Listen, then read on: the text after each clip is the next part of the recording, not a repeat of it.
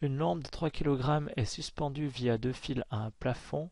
Les angles entre l'horizontale et ces deux fils sont respectivement de 35 et 60 degrés. Il s'agit de calculer les forces qui seront appliquées sur le point d'attache des trois fils, les deux fils reliés au plafond et celui relié à la lampe. La seule force qui est connue, c'est la force de pesanteur. Cette force de pesanteur est transmise tout du long du fil, elle se propage le long du fil et induit une nouvelle force F3 sur le point d'attache. Cette force F3 et la force de pesanteur ont la même intensité. Et cette intensité est donnée par la formule de la force de pesanteur m fois g, où m est la masse de la lampe, 3 kg fois g, l'accélération de la force de pesanteur qui est 9,81 mètres par seconde au carré, et si j'arrondis à 10 mètres par seconde au carré, 3 fois 10, 30 newtons. Ici, j'ai décidé de faire des forces plus ou moins à l'échelle, c'est pourquoi j'ai rallongé la force F3 par rapport aux forces suivantes que je vais dessiner plus tard. La longueur des forces sur le croquis n'a en fait pas grande importance, c'est plus une aide pour la résolution de l'exercice. Le plafond va supporter la lampe via les deux fils inclinés, si bien qu'il va y avoir deux forces qui seront exercées sur le point d'attache par chacun des deux fils. Et ces forces sont le long du fil et je peux les dessiner de cette manière-ci, F1 et F2. Les forces F1 et F2 sont les seules inconnues de notre exercice puisque nous connaissons déjà l'intensité de la force F3 qui est environ de 30 newtons. Pour déterminer ces deux inconnues, je vais utiliser le fait que le point d'attache est à l'équilibre, c'est-à-dire qu'il ne bouge pas.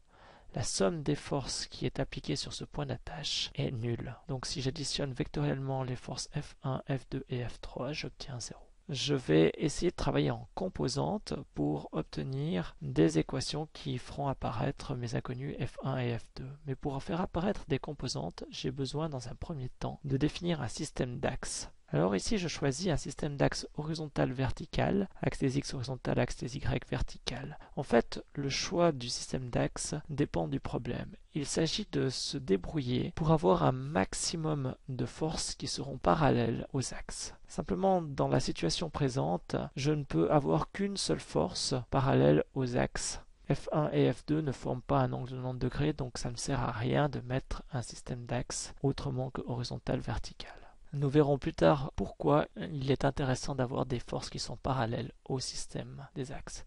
Je peux dire ensuite que les forces F1, F2 et F3 ont chacune deux composantes dans le système d'axes que je viens de définir. Pour déterminer ces composantes, je vais faire pour chacune des forces un triangle rectangle dont l'hypoténuse sera la force elle-même et les deux cathètes seront parallèles aux axes. Pour la force F1, cela me donne ceci et je rajoute des petites flèches pour montrer un chemin qui part du point d'application de la force et qui finit à l'extrémité de la force. Cela me permettra de déterminer tout à l'heure le signe des composantes. La flèche parallèle à l'axe des x me permettra de déterminer la première composante et la flèche parallèle à l'axe des y me permettra de déterminer la deuxième composante. J'applique la même méthode pour la deuxième force, F2, et cela permet de mettre en évidence les côtés du triangle qui seront associés aux composantes F2x et F2y. Pour la force F3, il n'est pas nécessaire de faire ces triangles car elle est parallèle à l'axe des y. F1x, F1y, F2x, F2y ne sont pas les inconnus que je cherche. Ce que je cherche, c'est l'intensité de F1, l'intensité de F2 qui correspondent à la longueur des hypoténuses des deux triangles que j'ai formés. Je vais trouver ces intensités en explicitant F1x par rapport à F1 à l'aide de la trigonométrie. L'angle de 35 degrés entre le fil et l'horizontale se retrouve dans mon premier triangle entre F1x et F1. Je retrouve également l'angle de 60 degrés dans le deuxième triangle. Je peux ensuite appliquer une règle de trigonométrie pour retrouver la composante F1x. F1x est le côté adjacent à 35 degrés et F1 l'hypoténuse. La relation trigonométrique qui relie le côté adjacent à l'hypoténuse est le cosinus. Cosinus de 35 est égal à F1x sur F1. J'ai rajouté des valeurs absolues ici car F1x sera soit positif soit négatif et le côté du triangle est bien sûr strictement positif. Donc ce que je vais obtenir, c'est pas F1x mais c'est F1x au signe près. J'inverse cette relation en multipliant par F1 et je trouve que F1x est égal à F1 cos 35.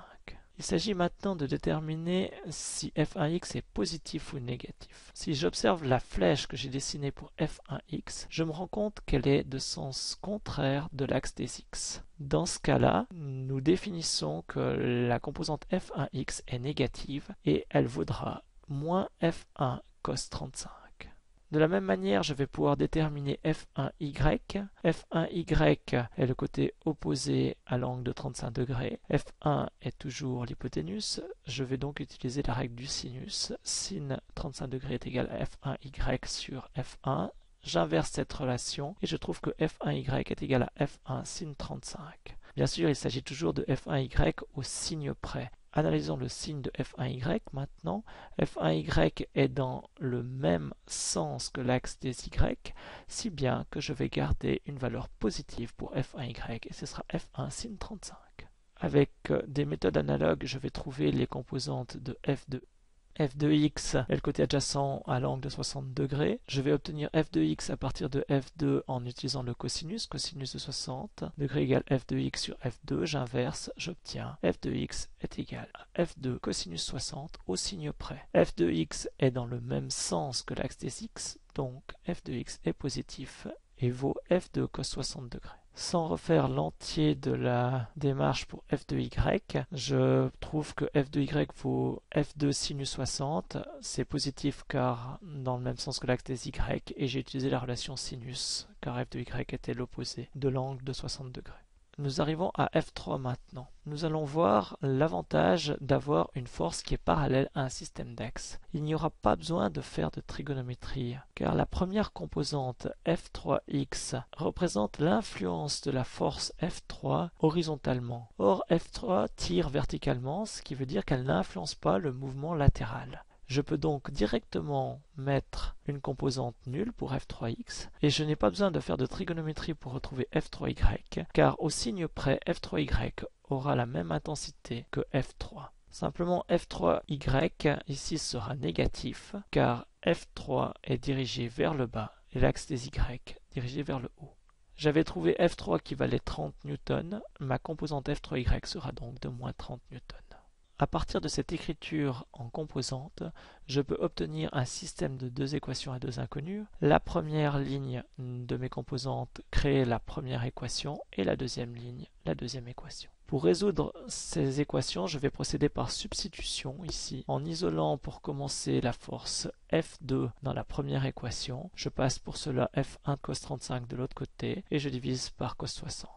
Une fois que j'ai trouvé l'expression pour f2, je vais la substituer dans l'autre équation, l'équation numéro 2, et je reprends f1 sin 35 plus f2 que je remplace par f1 cos 35 sur cos 60, multiplié par sin 60, est égal à 30 que j'ai passé du côté droite. Ensuite, je vais mettre f1 en évidence dans cette équation, et pour trouver la valeur de f1, je vais diviser 30 par la parenthèse, et à l'arrondi, j'obtiens environ 15 newtons. Je trouve pour finir la valeur de f2 en substituant ces 15 newtons dans l'équation f2 est égal à f1 cos 35 sur cos 60, et j'obtiens la valeur d'environ 25 newtons.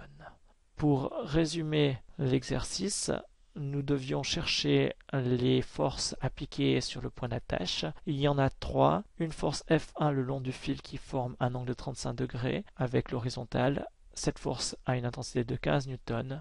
Le long du fil à 60 degrés avec l'horizontale, il y a une deuxième force F2 d'intensité 25 newtons. Et la force F3 qui est verticale dirigée vers le bas de 30 newtons.